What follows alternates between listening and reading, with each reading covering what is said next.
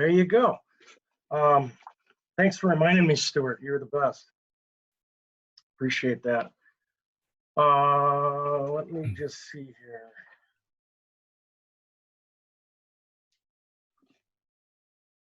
I'm going to introduce Bob first, and then I'm going to open the program with a very short overview of how to get a meeting, how to get an appointment. And if you saw it in the chat box, you can go to the MABC website, click on the blog, and in the blog, on the top, is an overview of my notes. So let me introduce Bob first. Bob calls himself a fractional vice president of sales. Bob partners with small businesses, CEOs, owners, and founders to elevate sales performance and to scale their revenue up. Bob has 20 plus years of sales leadership experience, both domestic and internationally. Bob has designed and built and ran high-level sales organizations, and it shows. Today, he's going to focus in on a concept that he's bringing to the market called gap selling. He's devoted to working with small and medium-sized business owners to reach their full revenue potential. That's my kind of guy. A lot easier to navigate in the small and medium-sized business category. You can learn more about Bob on his LinkedIn page, and I would encourage you all to seek Bob's LinkedIn page out and send him a LinkedIn invitation, because you want to get connected to him. You want to hitch your wagon to him, because you're going to need help down the line in sales, because we all do. And Bob has agreed to, on a one-to-one basis, if you have questions or you need a follow-up conversation, Bob's willing to have some dialogue. As far as if you have a problem, you want to explore it, you want to share something with Bob. You know, it's an opportunity for you to tap into a brilliant mind as it relates to sales and selling. And being in sales and selling and being a sales trainer all my life, I know how important that is. Sales training doesn't get the respect and the attention that it deserves, because it's ubiquitous. It's around us all the time, and we don't think about it. And a lot of us just have business coming in faster than you can take it. And, you know, and then there's other times where it's like a desert. It's like I lose a big client, I lose 40,000, and I'm like, holy shit, where am I going to get a new client? So the first thing you got to do is figure out where are you going to hunt, as far as where are you going to look for new business. So I thought that I asked Bob to do this program, and he was nice enough to agree. I wanted to participate in a small way. And for me, I think one of the most difficult things is actually how to get the appointment, you know, because a lot of these executives and business owners, they don't have time, they don't have interest, they're putting out their own fires. So I thought, well, if I was going to add any value to this, I would do a short intro on how to get the meeting. And then once you get the meeting, then you're going to apply these gap selling principles. So I went back in my training materials, and I just really one afternoon pulled up a bunch of tips on how to help you think about different ways to get a meeting.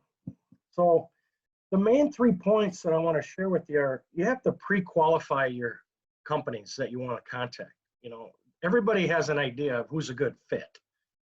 And so once you have identified the company and you believe that they're a good fit based upon your experience, you know, some people work with small businesses, some people work with medium-sized businesses, some people work with corporations, some people work with all of them.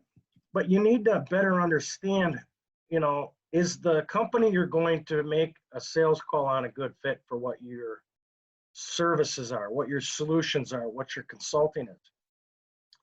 So you really need to develop an understanding of what the client's situation is and what problems do they have that you are sure you can solve.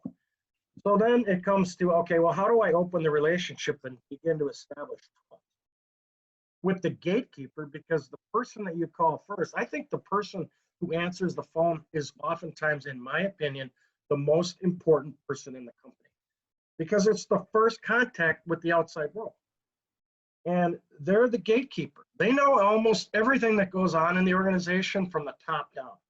And they keep track of people, and they know where people are and coming and going and what their habits are and what their rituals are and what their personality's like. So my advice is to start by establishing a positive relationship with the gatekeeper, to the person who is the economic buyer, the decision maker. Earn the opportunity to set up an executive briefing with the decision maker. And when I say decision maker, I mean the person that's going to sign the contract. And sometimes you're going to get deferred decision making. And the economic buyer who controls the funds will send you to somebody else. And then you got to sell them, and then sell around, and sell top down.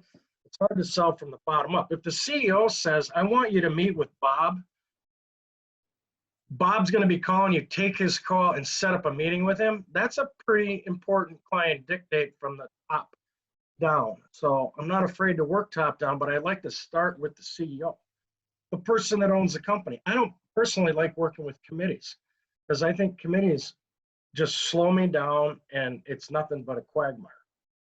I don't really call on companies that have committees. If you want me to go through a committee and you want me to try to do business with your company, it ain't going to happen. Because I've learned the hard way. So just remember that. If you're going to try to sell and they say, hey, you got to go meet with a committee, good luck. So earn the opportunity. So I wrote down, a bunch of pre-qualifying questions because I think it begins before you make the phone call. Do they have a problem that I can solve? Is this company in a growth pattern? Do they have multiple locations? Is it a market leader? Are they doing business with other subcontractors and consultants?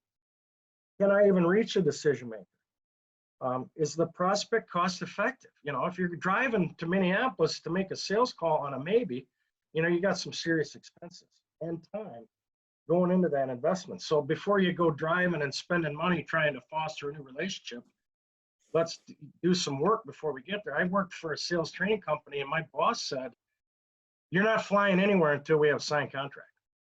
And I appreciated that because that meant I had to do my work on the front. Do I have a referral? Is there a chance for a long-term relationship? So in my world, I'm old-fashioned, and I'll tell you why. Because it works. I get emailed by thousands of people because I represent and have marketing partnerships and consulting retainers with a number of companies. And my job is to field the incoming sales inquiries and for advertising, marketing, and sales. And I get emailed, and to me, it's just all spam. People never take the time to really understand who I am, what I do, what my client's business is, and why in the heck are you calling on me today? What's your purpose? What do you have to bring to the table? And most people can't state that because they're just sending out emails. So so I send a letter of introduction on a piece of paper branded with my logo. Hello. And I sign it in ink and I send it out and I tell them who I am, why I'm calling, what's my purpose, what's my level of interest, why do I care, what does my business do, how does it relate to their business, what's the opportunity, what's the market condition. So be short, be brief, but send a letter of introduction. And then perhaps, maybe when you call, if you make a promise in your letter, then I'm going to call you on Thursday at 8 o'clock, and you call on Thursday at 8 o'clock, that's the first step towards establishing trust. And it works every time I've done it. And when I sold sales training, it's kind of like the sales trainer selling sales training. We called on companies all over North America.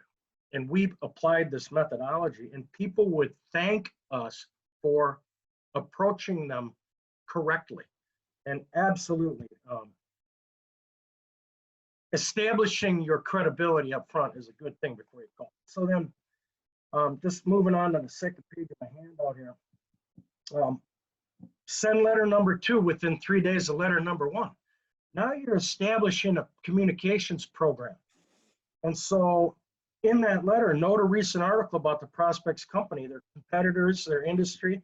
Demonstrate that you understand their category and that you are an expert in their business or in their industry, or that you've invested time to research that shows that you care and you're not just skimming, hoping to generate a contract.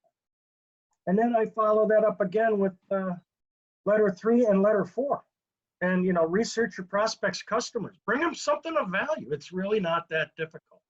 Give them an insider tip on what their competitor is doing that they may not know about, and how would they potentially perceive you. Quite amazing. And then I would suggest that before you make your first phone call, you prepare and write out a series of voicemail scripts. We used to have 7 voicemail scripts, and they would go in order. After the first call, script 1. After the second letter, script 2, script 3. And literally from after we sent the 3 letters, we'd make the follow-up phone calls that we promised we'd make. And then when they didn't answer, we had a strategic voicemail message. And it wasn't off the cuff. It was highly scripted. It was strategically outlined from the first through the 7th voicemail script. And by the time you leave 6 voicemails for a decision maker, they're going, holy cow, why is Scott calling me? What is going on? How are you pursuing me? And then I had a client call me up one time and he said, I want our people to replicate your sales process. If our people would do what you're doing to try to sell me, I'll be happy. I'm hiring you. I'm sending you the contract. It's like, wow, okay. Be a product of the product with our saying.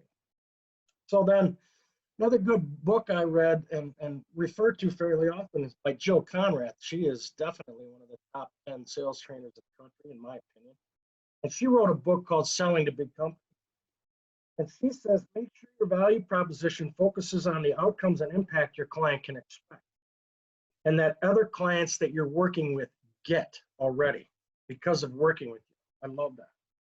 And then she says, go high. Once your messaging is more client focused, just switching your attention to getting meetings with more senior executives will mean you get meetings with more senior executives, because that's who you are. That's what you do. And people respect that. It's a level of professionalism in selling that is rarely seen today. And then the third tip she shares is write several different opening scripts. So I already touched on that. So she is very, very well respected and highly thought of in the sales training world. And then I'll close with this: 9 tips to get your prospects to call you back, because it's voicemail world. Almost everybody you're going to call is going to put you into their voicemail. So if you want people to call you back, get down to business right away. Reference the referrals that you might have up front. You'll see in the notes when you read them. Getting a referral is probably the smartest thing you can do. And then state your referral's name. If I called somebody and said, hey, Walter Jankowski told me to call, they would take my call because he's the man. Show you've done your homework and prepared for the meeting. Mention a recent newsworthy event related to your prospect's industry or business. Share a strong value proposition about the results you've achieved with other like businesses. Share a fresh perspective, because we all live in a tunnel from time to time. And when you're fighting fires on the front lines, a fresh idea can be very enlightening. Eliminate any self-serving language, and don't start talking about your business, because that's not why you're there. You're there to find out what's going on inside their company, to move into their world, to solve their problems. So I would not sell myself on the front end, other than to let them know that I'm credible and that I have a solution that's going to solve them problems, eliminate their pain, or make them more money. And then act and sound like a trusted partner, and then use a series of voice. So I'll just leave this. You can read the rest. It's on the blog page, on the MABC blog. The link is in the chat box. And if you have trouble getting a meeting with somebody that you think is vital to your success, and you're having trouble getting through, and you've tried different things and it's not working, call me up and I'm happy to help you. And I'm going to help you because I love you, and not because I want to make a bunch of money off you. So that's an offer I'll make to the group this morning. And if nobody ever calls, that means you're getting all the meetings you want. So hopefully that helps a little bit in your quest to obtain some new business. And then with that, the most exciting part of today's program, other than having you all be here, is having Bob McDonald with us. And he is a serious pro. and he works with a lot of different companies. And I'm excited that you're here, Bob, and able to share with us your concepts in gap selling. Well, thanks for that, and appreciate the warm introduction. Two points, John, to what you had just said, and then we'll jump into things here. When you're talking about the gatekeeper, one thing that I've had success on is if you can find that gatekeeper on LinkedIn and actually make a connection with that person and do some outreach with them then, and then you're calling up and say, hey, Patty, how are you? You know, thanks for linking up with me on LinkedIn. Here's why I'm calling. And then that, you know, kind of just diffuses that gatekeeper role. And then kind of a funny story, you mentioned about all these emails that you're getting on solicitations. And it's funny, I got one it was a marketing company, a marketing SaaS company reaching out to me and just gave me their entire pitch in this email, right? And I responded to them, you know, you're doing this wrong. And if you need some help, so you should call me. And the guy called me, and we're actually having dialogue right now about how he should go about getting new sales, because he was just blasting everybody. So it's just, you know, how many people can we hit and go from there? So I don't know if it'll lead to anything or not, but just kind of, I was fed up with it. It was one of those things where I would probably delete it 99 out of 100 times. And I just responded to him like, you're just doing this wrong. So anyhow, for that matter. All right. So we're going to try and play the switch over here and see if I can share my screen and if I can share the right one and then get this thing up into the right mode. Let's see what happens here. So sorry about this. It's always, when you got so many monitors. Right. Let's see. Are you guys still seeing the main one, or are you seeing? It's Seeing gap selling. Yeah, it's not the full presentation mode. Okay, let me reset that a little bit. Hold on. I'm gonna do this. Sorry, it's always a little bit of a challenge here. It's all right. You're doing great. And I'm gonna go into presentation mode.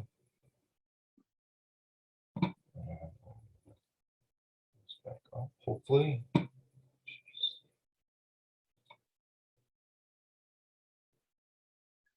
One of the things that I learned when I was a sales trainer full time is that you had to have a backup plan when you went into a program, because if your sales training program deliverable was online and the computer crashed or the internet died, we always had paper copies. Yeah. And I'm it just was trying like, to get it to my full screen. yeah, you can't fail when you travel. So we'd ship the paper copies in advance, and they were there for one reason. How's that look? Is that better? Yeah. Good. All right. Do one last thing here real quick. Okay, so gap selling, what is it? It's based off a book actually by a gentleman named Keenan that has put these ideas together. And the reason that I've brought it into play is that it really has put structure around what I've been doing for the last 20 plus years and gave me, every business is different, and I treated everybody as different when I'm working with them, whether it was in corporate America or not. But this just kind of changed my mind and mindset and thinking, and has allowed me to bring a little more structure into sales as I see it. So, and is this moving with you guys? Right? Yeah. Okay, just making sure, right? So, John, you kind of did the introduction again on me as a fractional VP of sales, partnering with small businesses, working to grow their revenue, utilizing gap selling. It's when it's implemented correctly, you're going to understand how the gap drives the entire sales process. It's from negotiation to overcoming objections to addressing blockers, handling competition to the close. And we're going to kind of go through all that. I'll give you a little bit of background. I mean, I'm not from the Madison area. I actually live in Illinois, so you can call me a fib right now. But I am in my plans in the next couple of years is to move to the Madison area. Just quite frankly, I've had enough of Illinois, right? I've got a place in the Northwoods of Wisconsin. Makes it a little bit easier to get up there. The challenges I have is I have a sophomore daughter and then 2 other sons. The 2 sons is going to cost me a dirt bike to move up there. They're younger, they don't care. The sophomore daughter is a little bit more of a challenge to get up there. So that's the background on my end. So I want to dive into this and know that as we go through this, this is really the Hey, Bob, post. Yeah. I've got your presenter view covering up your actual presentation. Oh, it I is? don't know if you Okay. want that. Thank you. Is that better? Okay. Yeah, thanks for that. Okay, so as we go into this, and we're going to talk about the gap here, know that what I'm talking about here are really the 10 posts of what's happening for gap selling. And as you look at this graphic here, you see that you have the current state. That's where a business is right now. That's where everything is good and bad. That's where they're living, right? Then you have the future state. That is the rainbow and the unicorns end of things. And really, what we're going to be talking about is the value in the middle there of the gap. This is where the value lives. This is where the opportunity for your service or your product to be able to step in and be able to solve a problem that they're having, right? So gap selling is really going to look at a bunch of things here. It's going to teach you how to read the prospect's mind during discovery, learn concerns, spot objections ahead of time. It's going to provide, identify, and even anticipate buyers' unique needs and problems, right? So you're going to be able to provide unparalleled value to it. It's going to influence the change process, right? So that is going to mean that buyers can see that they're going to see that they should want you to help them. So what we're also going to be talking about and what you're going to be learning is the better service your customers, and that you can better service your customers and put their needs first by bringing you along for the journey. We're going to create a sense of urgency, which is going to shorten the sales cycles. We're going to improve close rates, which everybody wants to do. We're going to prevent unnecessary complications, right? So you're going to stop wasting time on clients that maybe don't make sense. And then we're going to improve predictability. So that's what gap selling is going to teach you to do. Everybody with me so far? Yep. Yep. Okay. So before we kind of get into current state and future state, I wanted to talk about what we call the 9 truth bombs of selling. So first one, if there is no problem, there is no sale. Every sale starts with a problem. No problem, no sale. It's that simple, right? Understanding the problem is so critical. With the problem comes the impact of the problem, and that impact, the impact is important here, defines the size and the scope of the problem. When you know the impact, you know the urgency, you know the value, and where the need lives. And this is kind of where the sale takes root. You have to know the problem your buyers or prospects are struggling with and the impact it's having on them. Without it, there is no sale. Truth number 2, in every sale, there is a gap. So every transaction is about identifying the gap.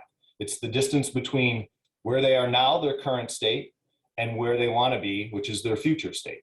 So you do not sell to need. Again, do not sell to need. If you're only solving the problem the client thinks they have, then you haven't really helped them at all. To be of service, you need to go into every sale aware that what looks real and what your customer thinks is real might be different, and it probably is. So you don't want to be like a doctor that's treating a symptom instead of a disease, or worse yet, completely missing the fact that there is a disease, right? Gap selling is going to tactfully challenge buyers' assumptions. It's going to expose the size of the problem, and it's going to assess the impact that will have on them. Truth number 3, all sales are about change. So think about this. Why do customers buy? They have a problem that needs fixing. They're not happy with what they have, can't get something done, stuck and can't move forward. So the answer could be true, and there's many answers that could be true for this, but it's not the right answer. The real answer is change.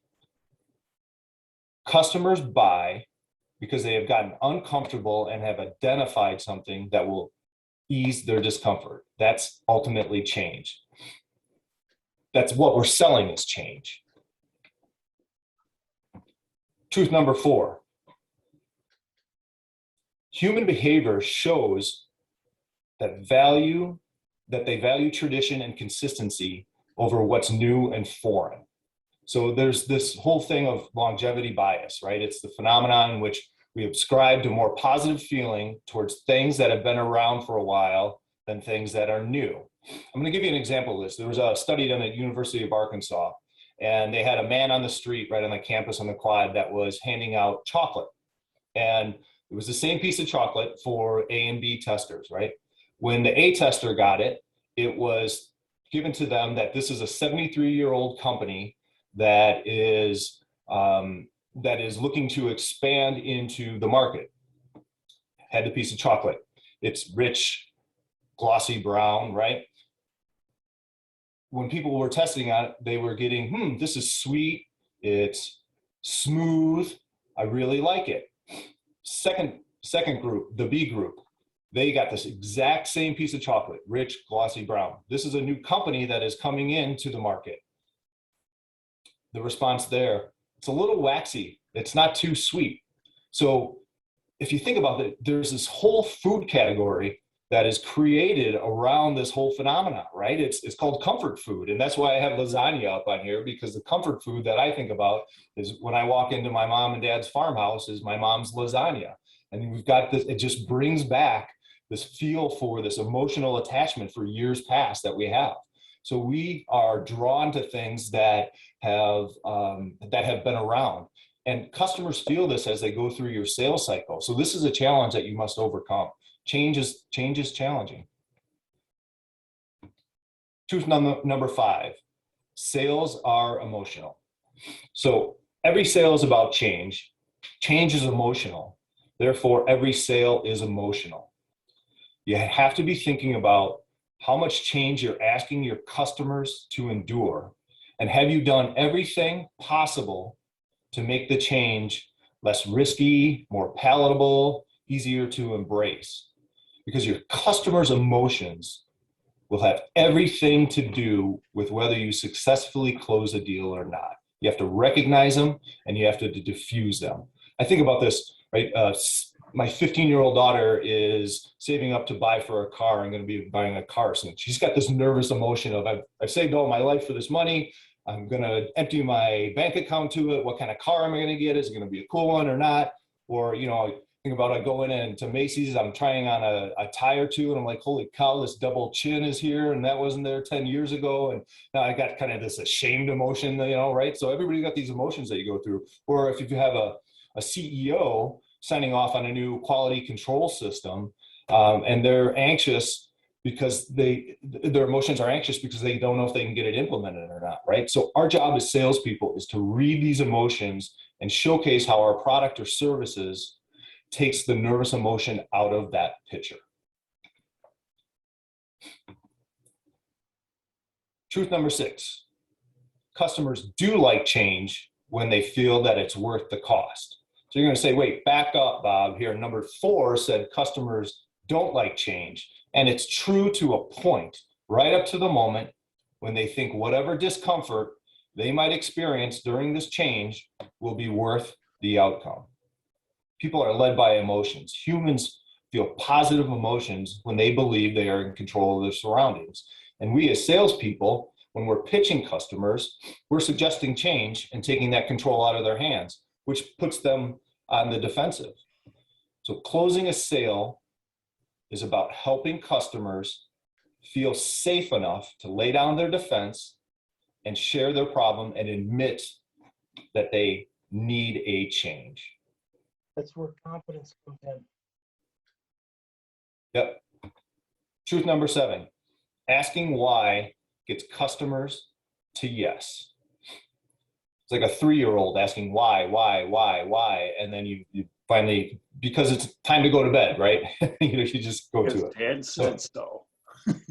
Right, exactly. So you have to understand their true motivation for change. So every time you ask why, you're chipping away at the surface of your customer psyche to get into their intrinsic motivations. And the intrinsic motivation is the whole reason they gave you a chance to talk with them in the first place. So an example of that, you have two managers who want a new productivity system so they can work more from home. You've got the solution, but it requires employees have to get more approvals from their managers, okay?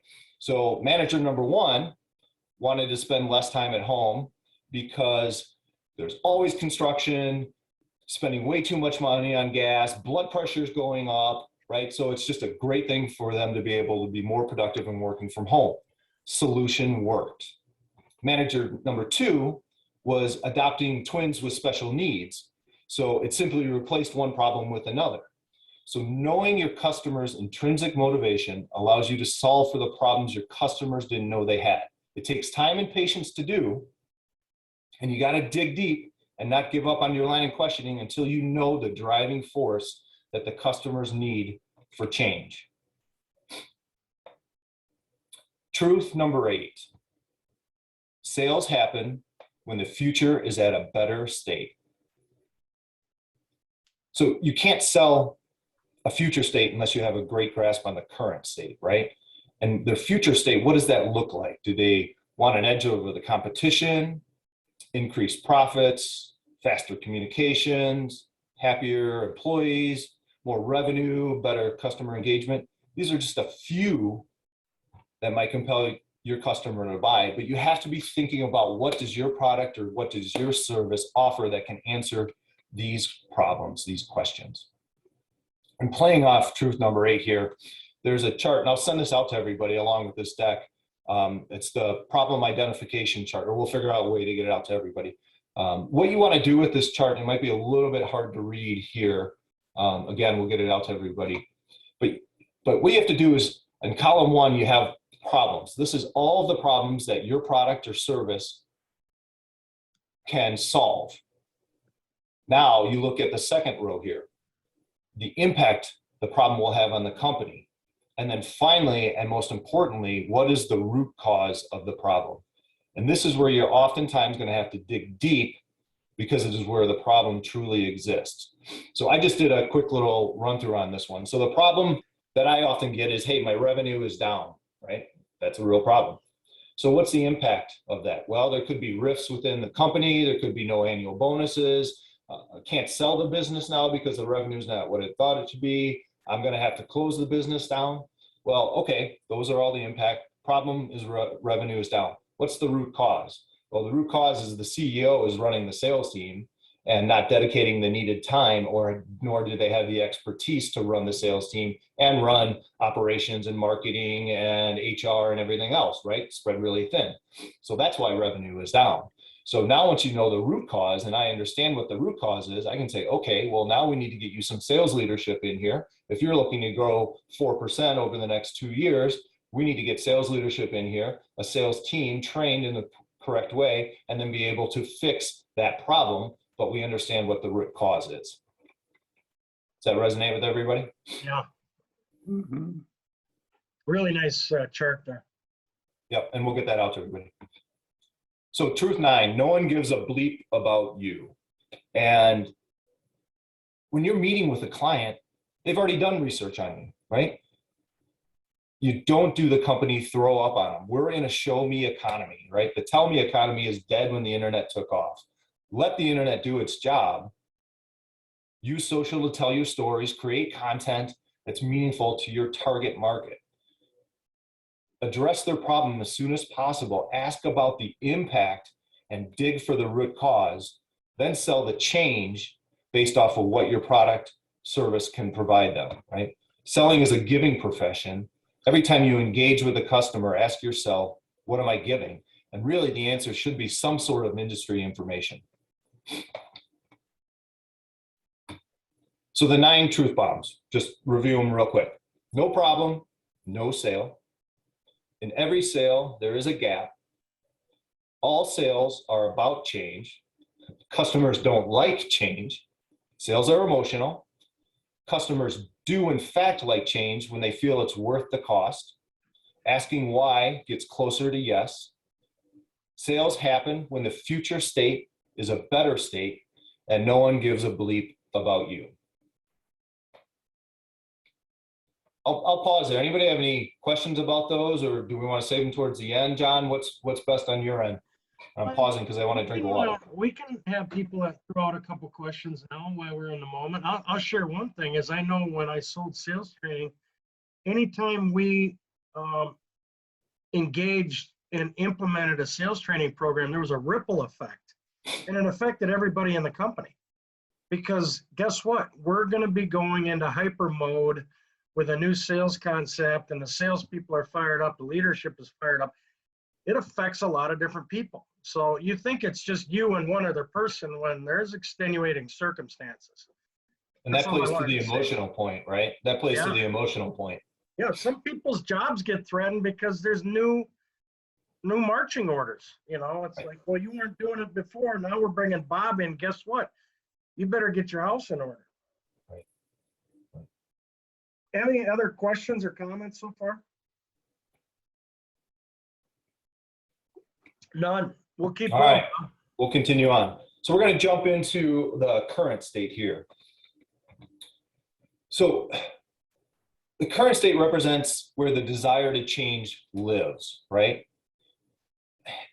And it's made up of 5 critical elements that help you construct your understanding of the customer and how to manage this ultimate change. There's literal and physical facts, there are problems, the impact of those problems, the root cause of those problems, and the emotional effect those problems are having on the customer. So we're kind of seeing a trend here, right? We're talking about problems, we're talking about impact, we're talking about emotions, and we're talking about root cause. There's a direct correlation between how much a salesperson knows about a buyer's current state and the probability that they're going to close and win a deal. There's just no question about it. So literal and physical facts. In order to succeed with gap selling, you need to understand more about your customer than you're accustomed to. And when you're doing this deep dive fact-finding mission, you want to focus on areas where your product or service will have the effect. So if you're selling marketing SaaS to somebody, you don't necessarily need to dig into their operations. You might be, is there some overlap questions, but you don't want to spend 30 minutes talking about operations. You want to focus on where your product and service will benefit the company. And every customer faces unique challenges. There's different processes, pain points, measurements, structure, people. So understanding how it all works will allow for a customized selling strategy. And when you implement implement gap selling, you will never sell the same way again or the same to 2 potential clients. Everything is customized in the way that it's done, as it should be. This is one of the big takeaways that I had because I was trying to sell a package, right? I was trying to sell me as a package versus sell the solution that they needed. They need help on sales process versus sales strategy, which is I used to start with, right? The problems. So people don't buy products, they buy the solutions to the problems, right? And you have to prove the existence of a clear problem or set of problems, oftentimes a set of problems. And a few example, problems or outcomes of prospects' current states and can include organizational structure, current employees, economic, leadership, culture. Those are just a few, but those are some big hitters there of problems that can be within a current client or prospect. So number 3, when you're fact finding, the results that are delivered that you find out are either good or bad outcomes. And this is where impact comes into play. So you're never selling a product, you're selling the impact your product or your service will have on your buyer's current environment, current state. So that's ultimately change. And you got to remember, problems are only problems when the impact is negative and uncomfortable, right? Number 4, the root cause. So why do problems exist? Because something is not working right. Something is creating a situation that is causing something to go wrong. And that's what the root cause, right? There's root cause behind every one of the problems your customer is experiencing, and you must understand what they are. So, okay, my car won't start. Well, that's a problem. The impact, I can't go to my kid's soccer game, right? What's the root cause? Well, am I out of gas? Do I have a dead battery? Is my starter fried? So any one of those three, you're going to have a different solution for. But once I know that I have my starter is fried, then I know the solution path to go. I know I'm out of gas. I got to go get the gas tank, right? I got to hitch a ride. I got to whatever and go get gas and put it into the car. Different than if my starter's out. So it's not enough to understand the problem exists. You need to understand why it exists. And this is how you demonstrate that you can solve the problem. Number 5, always take note of where your customers are coming from and how they feel as they go through their current state. John, I think you played that well, right? I mean, there's a whole bunch of emotions when something big is happening and putting a new sales training program into an organization. And there's emotions at the top and the middle and the bottom, right? And that's through marketing, because that's going to have an effect, and it just kind of spider webs out. So are they afraid? Are they angry? Are they frustrated? Are they checked out? You never make a sale in a neutral emotional state. There's no such thing. So understanding the emotional state will help avoid these fear triggers. It's going to give guidance and the solutions in a way that your customer is able to digest and absorb and hear you properly. So the future state. So this is where rainbows and unicorns come into place, right? It's a happy place. Your customers want to be here. Your product is working. It's solved their problems. They're reaping the benefits. The current state represents the pain. The future state is the pleasure. Always know, though, that your customer's current state maps their future state, and emotions will always play into it. So the more concrete the future state feels, the more that you can make them comfortable on this future state that your product will deliver it, the more willing they're going to be able to listen to show your solutions. So relationships don't matter, kind of. I love this slide. This is great. So they don't have to like you. I mean, likability gets you a handshake, a smile, makes you feel good, right? But expertise is what brings in the money. People buy from those who provide value. Think back when you used to go into your local bookstore and you had a relationship with them. It supports the local economy. Maybe your kids in school with them, right? So you had value in going to that local bookstore. And then this company, Amazon, comes along and grows and grows and grows. And all of a sudden you're like, well, you know, the price is a lot better. I can get the thing right away. It's not on back order for a month. I can get it in 2 days. So I don't necessarily like Amazon, but the value has shifted. And buyers can respect and appreciate someone who they don't actually like. So that once the value has shifted, they're okay with it, right? If you look over, let's look over on the right-hand side here, right at this chart. And if you look at the bottom, right, the horizon, that's the value, and the vertical is they like you or not. Let's just think about this in a personal level. Okay, so if we start at the top right, the no with the smile. Let's say an old colleague calls you and says, "Hey, look, I got free passes to Summerfest, to the Miller Lite stage with all you can eat, all you can drink," right? And you know, you really like that colleague, but you hate crowds. So there's not a lot of value even going, but you like them, but you're going to say, no, hey, no, let's, you know, no with a smile and move on. So if you move to the bottom left here, you didn't like this guy. You have no idea why they're calling you, and you don't like crowds. So it's a hard no. See you later. Okay.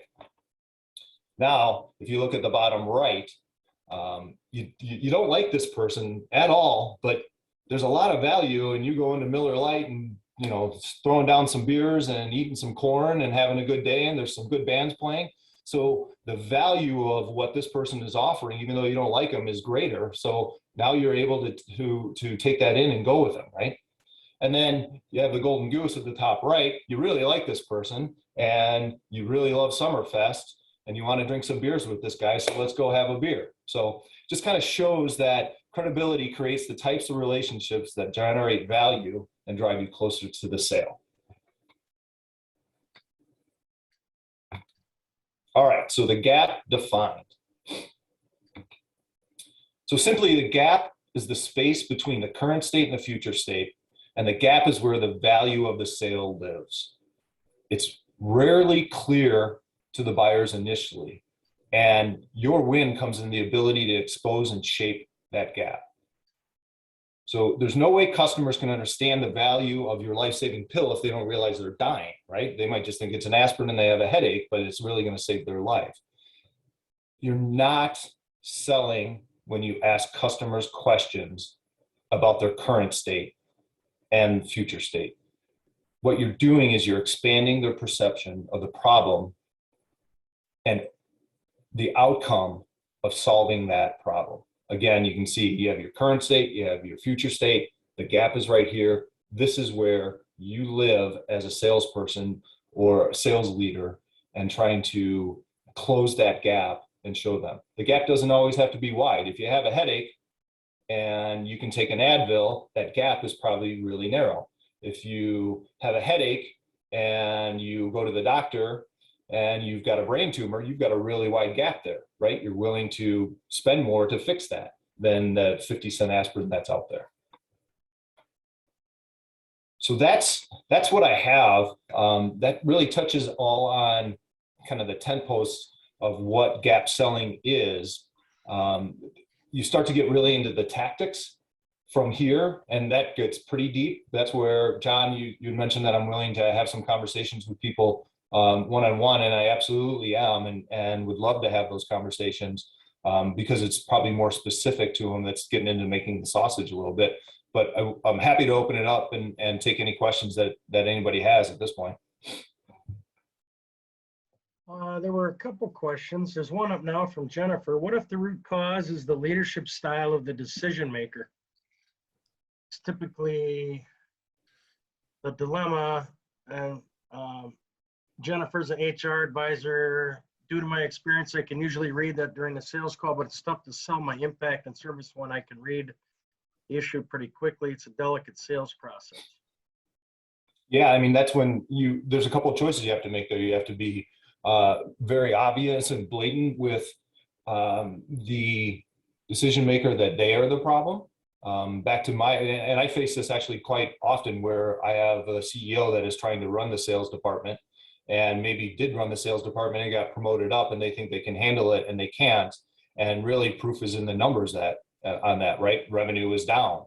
So you have to be looking at what is the impact if they don't address it? What's the problem? What's the impact if they don't address it?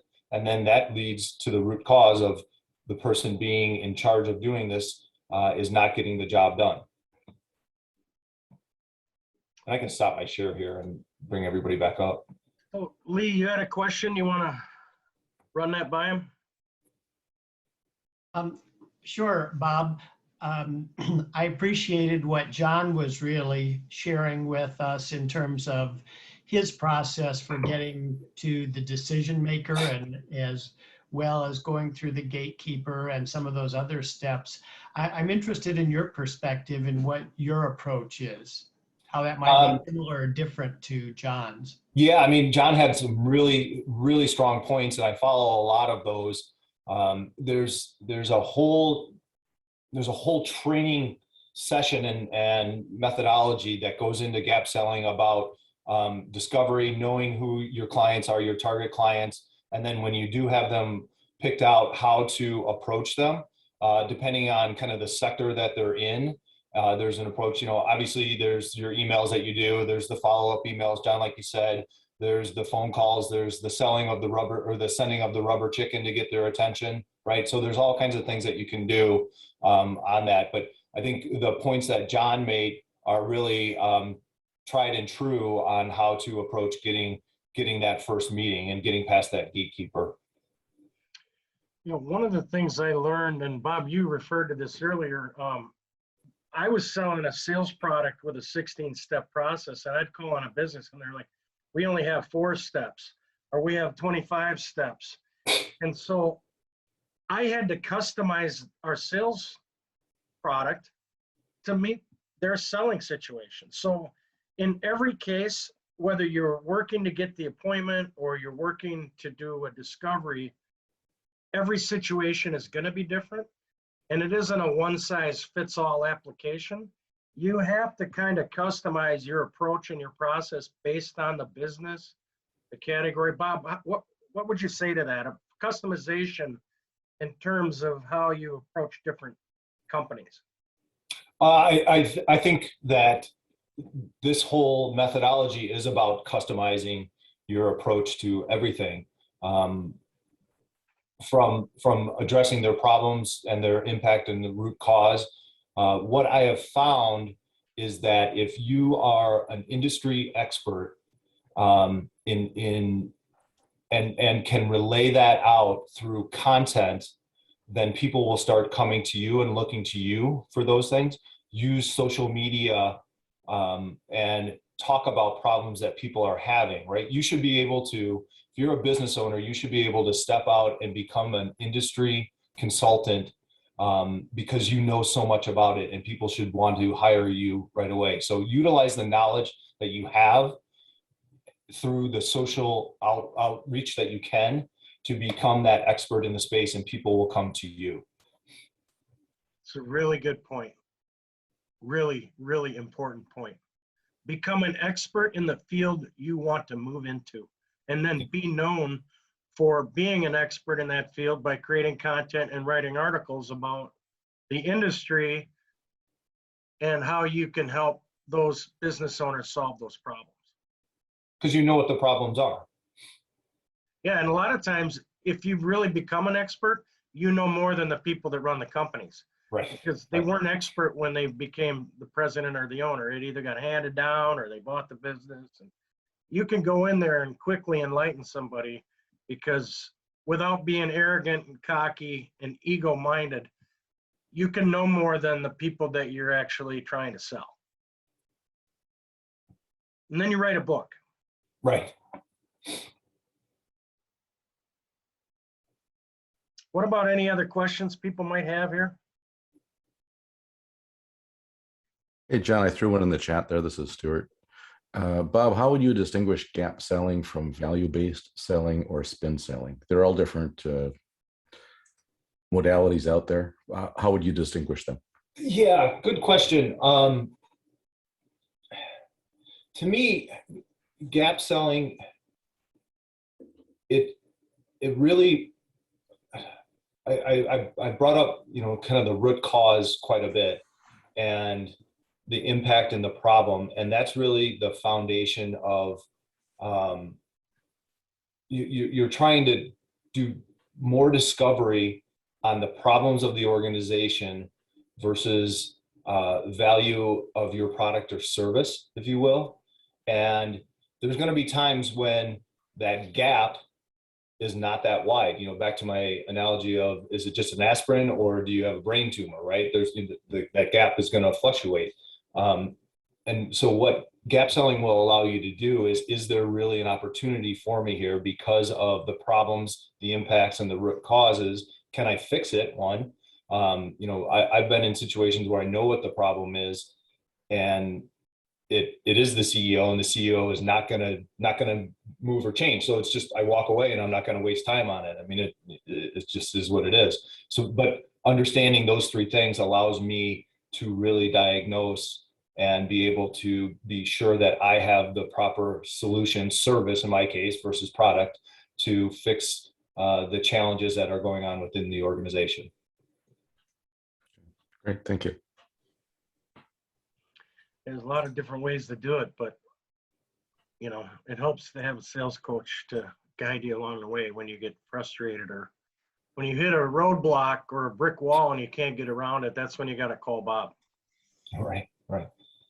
So there's a question here about early questions that come up about pricing, fees.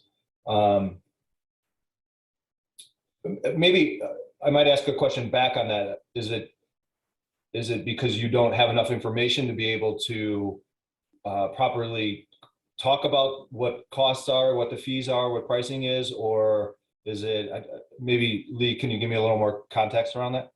Sure. I asked the question, and I found that oftentimes early in the conversation, before we've been able to identify what some of those root causes are and approaches, that the client will will do that self-diagnosis and ask the question about, well, what are your fees, or how much would this be to deal with the symptom, not necessarily the problem. So in my case, they may say, what are your fees for offering a 2-hour training course on this? So that's a great question. I think I would look at it this way of, okay, the question is, how much are you going to charge me for a 2-hour training seminar? And my question would be back is, how do I know you don't need a 4-hour training seminar? And that's going to make the person that you're speaking to, a decision maker, say, well, why do you say that?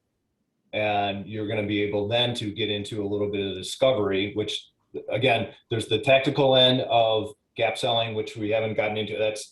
We would do a series on that, right? That would take a couple of weeks to do, versus here's gap selling, that it's problem, impact, root cause, and tactical in nature, right? So I think that's where you have to be able to establish yourself as the doctor and the person you're talking to, the patient, to be able to dig deep enough to understand truly what the problems are and the root cause of those problems, to be able to put pricing around that.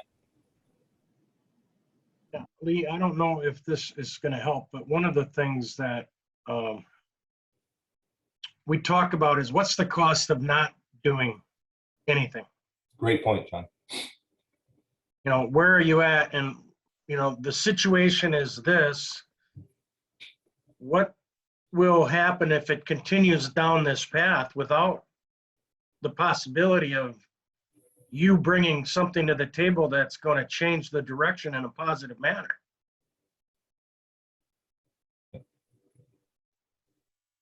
Yeah, the challenge I've found is oftentimes, again, people who have self-diagnosed what the problem is, and they're asking for a solution to fix what they believe the problem is, not necessarily the root cause. Yep. And that's a great time to bring up the whole concept of the root cause, which is of the value of understanding the gap selling concept. Right. Can I ask a question? Sure. I have a very small company. My partner, Nancy Nelson, and I have a very small company, and we sell to very small companies. Can this sales training be scaled down to where we sell to companies that might even just be an individual? Our services are video, and it's I've had sales trainings before. I never found one that could be scaled down to that size. So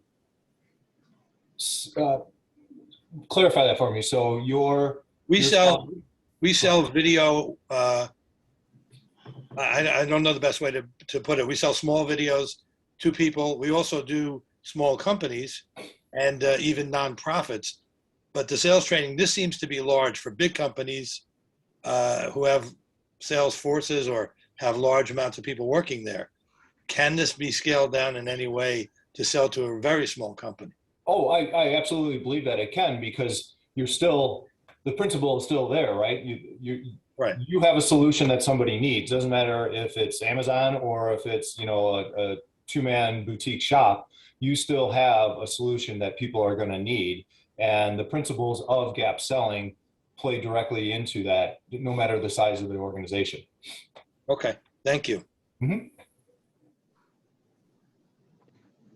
I think that kind of hits on something that I've been thinking about as you're talking. I think it feels like we have, like when you do have limited bandwidth and resources and energy, and you're trying to gauge how much do I give each lead that I'm working with here, and this is such a custom approach, it feels like, just thinking through, like if I think about my day and the amount of time that I've set aside to do some sales work, this approach, it feels like I could find myself getting really lost in trying to make sure that I guess, where's that balance of, do I spend 15 minutes sort of exploring this and getting ready and doing my best to wrap my head around what I would perceive, like what I see their problem to be, versus, if I take the gap approach, does that mean that I'm spending more like an hour there before I'm like, I guess, is that part of what Yeah. this should be. So if you think back, we had that problem identification chart. And if you go down that and you start, column 1 was problems, and your product or service, if you can write down all the problems, not even about a specific client, but just in general, all of the problems that your product or service can solve, the impact that it could have, each one of those could have on a business, and then what could the root causes be, right? Because you have a good idea what the root cause. When I see revenues down, I know there's something wrong with probably sales leadership, right? Or the sales team itself, right? So there's something in there. And when somebody is inquiring, can you help them? You can kind of refer back to this chart saying, okay, this is what they say their problem is. And then here's what the impact would be. And here's what the root causes are. From that, you're going to be able to think quickly, is it really that revenue is down, or is it that it's really bad leadership that they have in place, or a really bad sales team or something along those lines? I use references back to my world because that's what I know. But that has helped me identify areas of work that I want to go into and that I don't want to go into. So for that matter, you might want to look at that when we send it out to everybody and see if that helps you determine what would be considered best fit for you to work with. Yeah, that's helpful. Thank you. Yeah, one of the things that I've learned is by adopting a methodology and creating a systematic approach to your sales, and you can apply certain things, and you're going to have to do like A/B testing a little bit, this worked and this didn't, within the confines of the methodology. Just after you do it a few times and you become procedural and systematic, it gets a lot easier and your process gets refined and you get more success every time you try it, because you might fail a few times. We used to practice on companies that we knew it didn't matter if we failed. And it's practice makes perfect.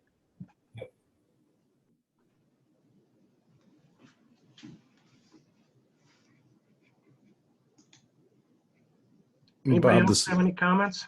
yeah, this is Stuart again. I just threw a question into the chat, Bob. And with coaching, whether it's sales coaching, life coaching, business coaching, often the product that you're selling is helping an individual define what is the gap, what are the solutions, how are we going to move forward. If that's the product you're selling, how does gap selling work? Because gap selling is really coaching in many ways. Do you see the parallels? Because if you're helping a prospect in the end ultimately realize that they've got an issue and that a certain process will help them get there, and that process is coaching, gap selling is coaching, and you're selling the service through the process of doing gap selling. So for those of us that are coaches, how does this work? Yeah, so I think, Stuart, I'm really in a parallel with you are, because when I go into a business, it's coaching, it's fixing, right? That has to happen. And whether it's, some coaches are business wide, mine is sales focused, but you have to identify when I walk into a business and they are saying that, you know what, we have a really high cost of sale going on, we can't figure out what that is. So I have to coach my way through that, and utilizing gap selling is really what is allowing me to do that coaching. Different than a business itself training its sales team to do gap selling. But I think the principles still align there that you have to be able to identify, again, I sound like a broken record, right? Identify what the problem is, what is the impact on the business, and then ultimately what is the root cause to be able to put a solution path into place. So it is coaching. Right. But if the service that you're selling is coaching and you're using gap selling to get to that sale, you've already provided a service before you're engaged is an ongoing coach. Well, the ongoing is what you're going for though, right? That's the end result for you. Okay. I mean, that because you have to put the solution into place, right? You have to fix the starter and put the new starter in the car, because you've identified that's the root problem. So when you go into coaching and culture is the problem within the organization, you have to put a plan in place to fix that culture, right? And that's the coaching that you're doing. Gotcha. Okay, thanks. I want to make sure I'm clear that we're tracking on that. No, it's as I'm looking at gap selling, right? And in the role that you're in, you are ultimately a coach to whoever you're speaking to when you get to that decision maker. Yep. If indeed what you're selling is the service of coaching, and you've resolved the issue by selling people to the understanding that, oh yeah, this is what I need, and that coaching helps the person get there, you're solving that solution. So you've coached the person to the point that they might not need your services anymore. And you're right about the ongoing aspect of it, but it's helping them realize that there is that need for ongoing coaching, Right. because there's not just one issue. Yeah. Yeah, Stuart, when I got into sales training as a profession, I quickly found out that if I was a really good sales coach and a good sales trainer, every single time I would work myself out of that client. Right. And, then they'd call me back when they hired somebody new. And they're like, okay, now we need you to do it for the new guy. Yeah. And it is sales coaching. It's sales training is kind of an old way of looking at it. And it is Sure. Sales coaching.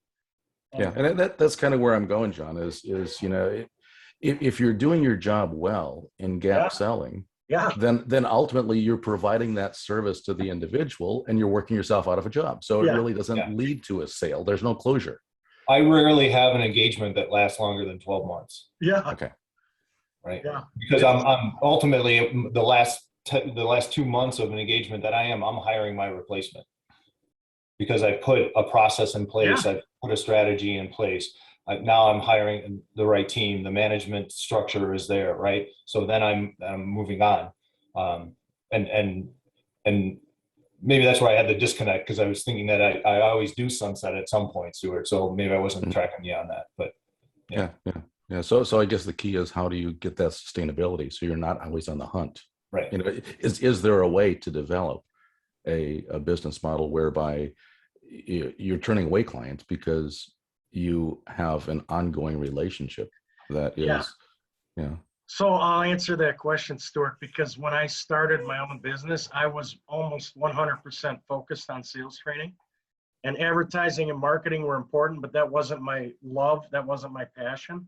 And I quickly learned that not only after I was successful in coaching their sales team and they became proficient and the systems that we built were put into place and on autopilot, then I moved into their external communications, their marketing, their advertising, the culture, the coaching, what else is going on inside the business. So you become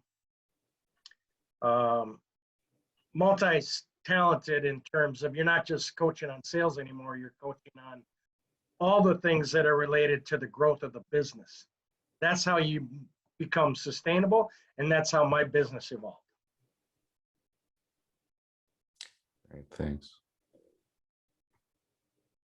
And Other comments out there? I guess one more thought on this topic that Stuart brought up. I think, like Bob, would you say, like, as you were talking about the root issue, I sort of felt like part of what I was thinking was, well, I would never want to be in a situation where I'm putting forth, like, I think this is your root issue, and have them be like, no, you don't know us well enough, or that's not, and sort of have that moment. I think what Stuart's bringing up is that really maybe what gap selling is knowing how to ask the right questions that get them to think that way, to get them to that spot themselves. And it is more like, that's a helpful distinction, I think, for me to think about. It's my job to ask the right questions and to have sort of those go-to questions and practice what those look like, rather than it's my job to come with a really strong pitch about, here's your problem and I can tell you why and I can tell you how to fix it. Like, it's less of that and more of nudging them in the right direction. Right. So there's 3 rules I live by on taking on a client, right? 1, they have to admit that they have a problem, usually revenue related. Maybe it's sales team related, but usually ties into revenue. 2, they have to admit that they can't fix it themselves, which is a big one. And 3, they have to understand the consequences if they don't address the problem and fix it. So 1, we've got a problem. Sales are down 15%. Huge problem, right? 2, we tried to fix it, hired on 2 VPs of sales in the past 2 years. It's done nothing, right? 3, if I don't fix this problem, then we're going to go out of business, right? Being extreme on all of that, but just to make a point here. So if you can, in my mind and how I run my business, if all 3 of those boxes are checked, then we're going to have a deeper conversation, and then we can get into the principles of what gap selling is, and then start to diagnose that, because there's pain there in that owner that understands that this is it, right? I'm in the deep end of the pool and I'm holding a bowling ball, and I need somebody that can come in and take that bowling ball away, right? So that helps me a lot when I'm looking at clientele to bring on. And I guess I'm wondering, do you think the principles and all of the ideas are the same for both proactive and reactive sales? Yeah, I do actually. I do believe that they cross over. Yeah. And I'm happy to talk more about it with you, because it would be, I think it'd be a great discussion to get a little bit deeper into it. Yeah, that sounds great. So does anybody have any other questions?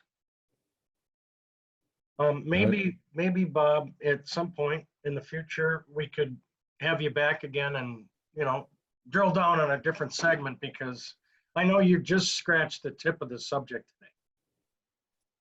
Yeah, it's as you put these programs together, it's where you got to put a line somewhere on, because then you get into tactical end of things, and that gets really deep, and then you're only getting a little bit of it. So I'd be happy to have deeper conversations on that, or see if we can put another program together that kind of talks about discovery or something along those lines, and really gets into that.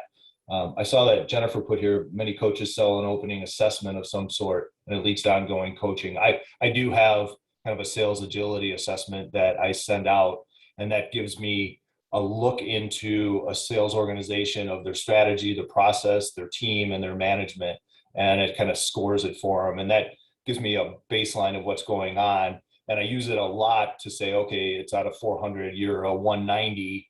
And then when I'm done a year from now, they're sitting at a 380 or something like that. It just, kind of justifies to what's happened over time. But it also tells me, all right, is this going to be do they believe this is going to be process focused, or is it strategy focused, or something along those lines? So I'm a big fan of using those opening assessments.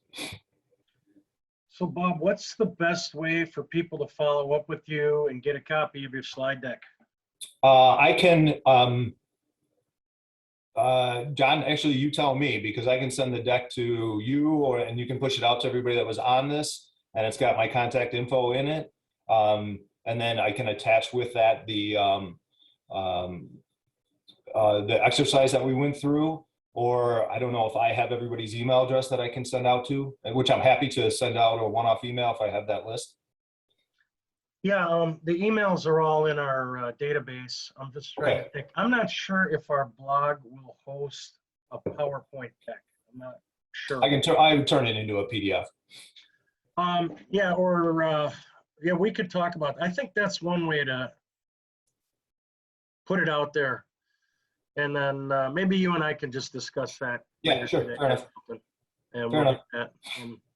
So I would encourage anybody who has the challenge of new business to reach out to Bob, and have a one-on-one with him, and have him better understand what your situation is, because like the rest of us, I think Bob wants to help, and he can make a difference. And he's multi-talented and super skilled in the area of sales and customer development. So if you're not where you want to be revenue-wise, I would just strongly encourage you to connect up with Bob after this and have a follow-up meeting. And if nothing else, you'll learn more about Bob, so that you can potentially refer him to other businesses that you run into that have sales problems, or Bob can better understand what you do in your consulting, so that he could potentially refer you into some of the companies that he works with, because everything's interconnected. And so Bob's a good guy to get to know and build a relationship with for the long haul. And so is there any other questions at all? Otherwise, we're going to kind of wrap up a couple minutes early today. Yeah, and I'm going to jump in there with one last question, and it may benefit some others as well. I'm redefining my target audience, Bob. And whereas before I was looking at the individuals and signing up local businesses and smaller folks, I realized that my avatar is really the global consultancy, someone that already has and does client acquisition. And for me, it's a one and done. If I subcontract with someone else that does a lot of the grunt work, because I'm a one-person player, I need a whole team, right? They have the team in place, they have the client base, they do the sales and acquisition, but I'm partnering with them to do the delivery aspect, right? So my selling is actually selling my facilitation skills and selling it on a global platform. Sure. So it's a combination of both, how do I get leads to these global organizations, but how do I sell to them? Does gap selling work? Because they have a very clear need. They need to extend their reach around the globe and find a facilitator base. And I'm also looking for other facilitators to help out because they're continually coming to me saying, hey, do you know of a facilitator? So it's a two-pronged approach here. And those of us that subcontract might be having a similar question. So although it's specific to me, it might help others here. Yeah, so your question is, one, how are you generating the leads? And two, how are you selling into? Correct. It's one is finding those opportunities. Where are those global consultancies, Right. that have that need? And there are, I'm sure, many out there. I'm partnering primarily with Germany and Holland and Mexico, right? But there's also stateside consultancies that have a need to spread their reach and find someone to partner with. Yeah, that's, lead gen is so many different ways to go about it. Yours is somewhat unique and kind of two-pronged on what you're doing there. I would have to think a little bit about the best way to do that. I mean, there's no magic wand to wave on that. And honestly, learn a little bit more about that. I mean, obviously you can go to LinkedIn and you can start doing the marketing there, but since the pandemic, LinkedIn has just become a blob of getting 50 inboxes a day, right? Emails a day that we're hit with. So there's got to be some other unique avenues based on conferences or something that you could tap into to be able to showcase your services while also creating great content and putting it out there in front of people and utilizing that, which Stuart, I know you create great content and you're probably doing that already. But yeah, I don't know that I have a magic wand in a 30-second answer on that one. That's okay. We can take it offline too. I didn't mean to monopolize. Yeah. Yeah, no, totally fine. Yeah, thanks. Best thing is to be honest about it when you, right? Yeah, that's when you get to challenge yourself. More complex situations. What was that, John? You're breaking up a little bit. I just said it's good to have a deeper conversation on a complex subject because that's real. So, don't pass up the opportunity. Mary Helen, can you give us a preview of next month before we wrap up? Wow, it won't. Thank you both, Bob and John. This was just great. We've all got gaps. What we're going to talk about next month is we're going to have an opportunity to network with each other a little bit more again, to get to meet each other and to find out who we are and what we do. And we're going to do that in relationship, obviously, to the book. So we're going to be able to do breakout rooms and talk about the tips we have that we can share with each other to do a better job in our own business. So Heather and I will be facilitating that, but we're certainly hoping you're looking forward to September 9th. And we will have a great chance to get to meet the members of MABC. So have a good whatever. It's going to be cooler weather next week, so that should be great. Thanks again, both of you. Yeah, thanks, Mary Helen. Mary Helen's going to be one of our program speakers next month. And it's going to be another great opportunity to expand your knowledge base and tap into the resources that are right here in front of Right. us. So I am going to close by saying thank you to everybody. And Bob, especially, thanks to you for making a difference for us today and sharing with us your expertise. And I really look forward to learning more about your business. And when are you moving back to Madison, or when are you moving to Madison? Yeah, that's the $1 million question, right? We'll Okay. see if my daughter makes the volleyball team or not, and there's so many volleyball variables that go into it. But I hope to be within the next 2 years. Well, in the meantime, we're glad you're here, and thank you to everyone for being here today. If you have any follow-up questions or you want a copy of the slide deck, I would have just email Bob. His email is on our website. If you don't have it or can't find it, get a hold of me. I'll get it to you so that that information can get shared. And we'll try to post it on the MABC blog in the future. And I'm going to try to upload this video to our YouTube channel. It's going to take me a little while because it's a big file. Probably won't happen right away today, but it'll happen. And then spread the word. And I wish you all continued success. Well, thank you very much. I hope there was some value in what I brought to the table today. Thanks, Bob. It was great. Absolutely. Thank you. Thanks. Thanks. Have a great day, everybody, and I'll look forward to seeing you all soon. Bye now. All right. Have a great day. See y'all. Bye for now. Yep. Bye-bye.